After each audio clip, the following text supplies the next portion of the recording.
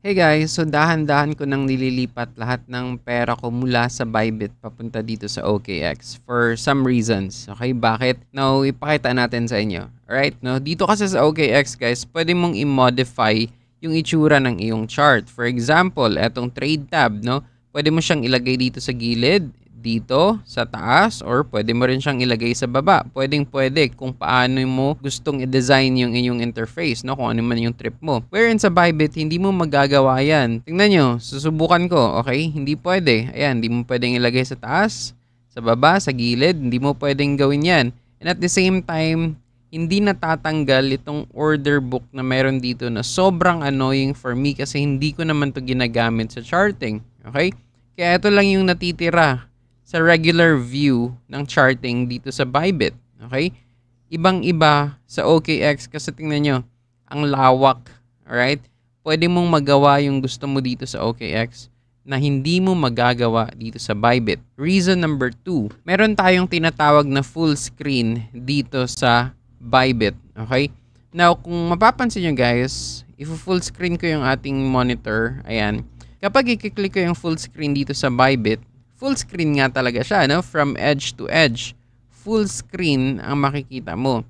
Pero ang problema nito guys, kapag gusto mong mag-check ng other tabs, let's say gusto mong mag-check ng Facebook mo, gusto mong mag-check ng other news, no? Gusto mong mag-check ng YouTube, kailangan mong gawin is i-exit mo na naman yung full screen mo and lilipat ka dun sa mga other tabs. Okay? Which is very annoying. Kasi every time na mag-check ka ng chart mo, i-click mo na naman yung full screen para ma-maximize yung chart, no? Tapos kung may gusto kong i-check dun sa kabila, exit ka na naman. Now, tingnan nyo yung difference dito guys sa OKX. Click natin yung full screen. Ayan. Ito na yung kanyang full screen.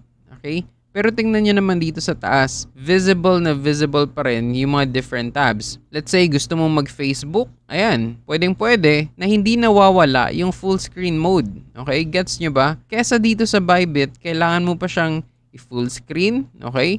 Kapag gusto mong mag-check ng other tabs, exit mo na naman, puntahan mo na naman, tapos kapag gusto mo na naman mag-full screen, papalakihan mo na naman, which is very annoying for me. Okay? So, yeah. Isa yan sa mga simple lang, napakasimpleng rason lang yan guys. Pero napaka-hassle for me na mag-trade dito sa Bybit. And dito sa OKX, no, less hassle na. Another reason, punta tayo dito ulit sa ating trading tab. Okay? Meron tayong panibagong feature dito guys. Hindi ko alam kung bago ba to, pero recently ko lang siya napansin sa OKX. No? Click natin itong display and i-click natin dito yung orders and position. Boom! Kung mapapansin nyo guys, bumili ako ng position dito kay Doge, no? And umakyat na ngayon yung presyo. Pero tingnan nyo dito guys, kitang-kita kung magkano na yung inakyat ng aking position dito sa Doge, okay? May panibagong feature si OKX na wala sa Bybit. Tingnan mo, bumili ako ng Move, okay? Pakita natin ito. Ayan, nag-sample ako kanina kasi baka nagkakamali lang ako, no? Ayan, binili ko yung Move. Pero walang feature na ganyan si Bybit.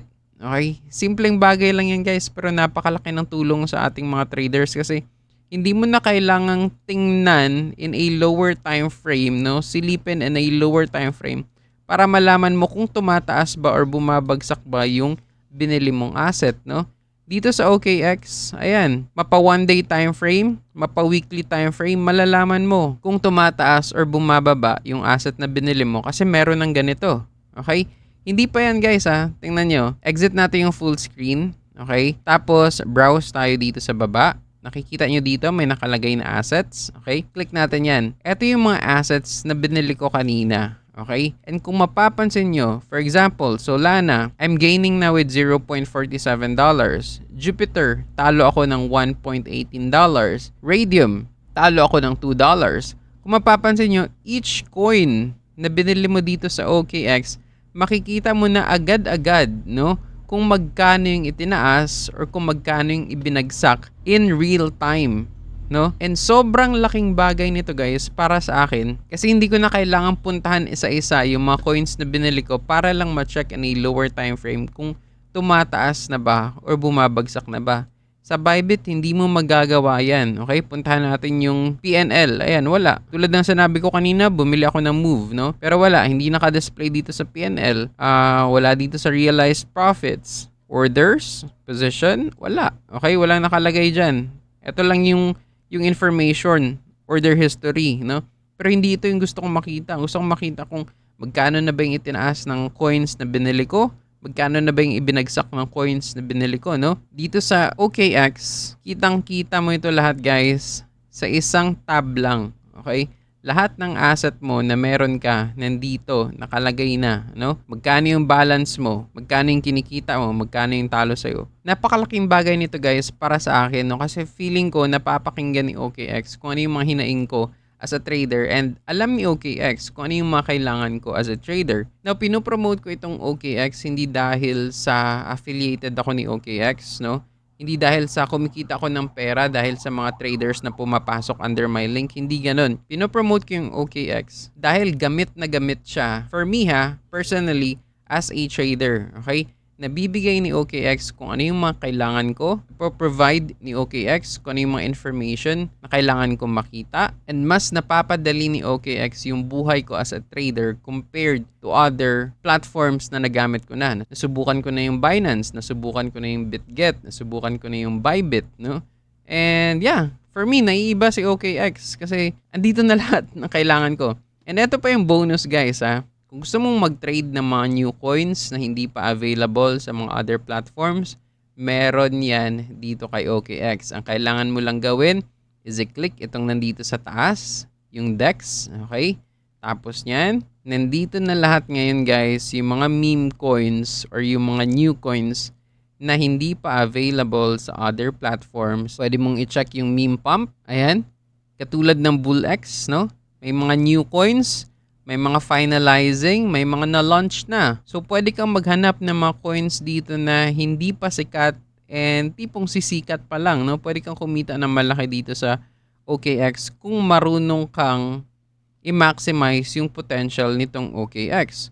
So, yeah. Simpleng mga bagay lang yung sinasabi ko kanina pero napakarami pang features ni OKX na kailangan nating ma-explore, no? And recently ko lang din na-discover itong ganito, no? Recently lang din akong nag-trade ng mga meme coins and ng mga new coins through OKX. So yeah, again, pinopromote ko itong OKX hindi dahil affiliated ako ni OKX, but rather napoprovide ni OKX yung mga needs ko as a trader.